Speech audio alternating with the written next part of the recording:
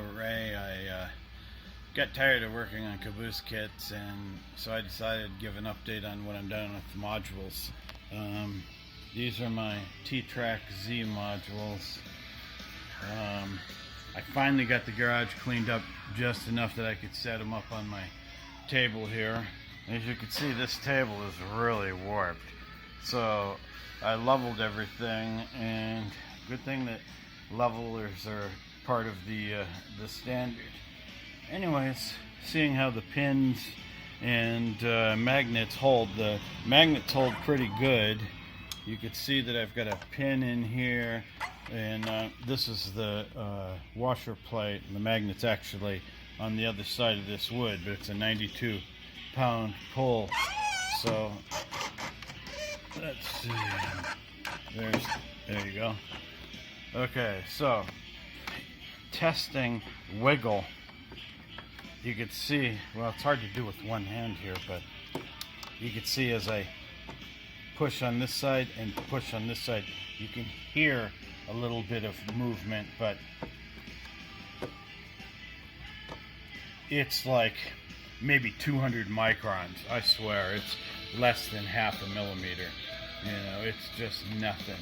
So what my plan is on the edge of these tracks, do the same sort of thing, rails should I say, do the same sort of thing that they do on turntables, you know, where you bevel the rail, you kind of file it pointy that way and pointy that way, and do the same on the approach tracks.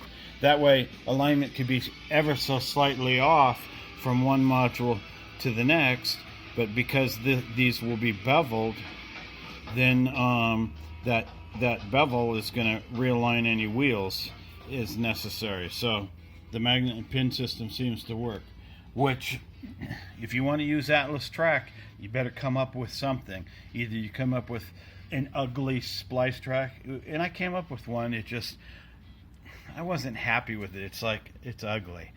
Plus you get that stuff hanging over the edge. I don't want nothing hanging over the edge.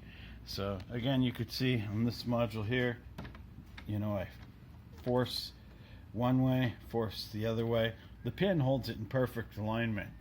The magnet is just enough pull to hold everything together. You could see how I'm slamming on this thing, and they're held together pretty good. And it's not perfect, but it's super easy to make adjustments with this. Of course, now I've got such a big gap I could turn them manually, but this T-handle here, the reason why such a long one, because when you're near backdrop, let's see, where's the, oh, I know what I did wrong. There it is. I was like, ooh, I haven't glued those on yet. Anyways, so that's how you get your T-handle in there and make your adjustments and whatnot. Let's see. Other features that I have added is on my backdrop, it's kind of hard to see, but I got these skyboards in, and then there's a gap, and then I put LEDs in there so that the light can kind of reflect a kind of like an aura silhouette or whatever, and I could change the color, you know, to simulate, you know, like Purple Mountain Majesty or the red sunset or whatever, you know, and different kinds of effects. So I made some of these little boards to glue on. I stick them out about a 1/16 of an inch so that there's a gap of that'll allow the LEDs to fit in there. Let's see, what else? Okay, and on the back, so I'm going to have obviously another corner module here, and then I could do whatever size I want in here.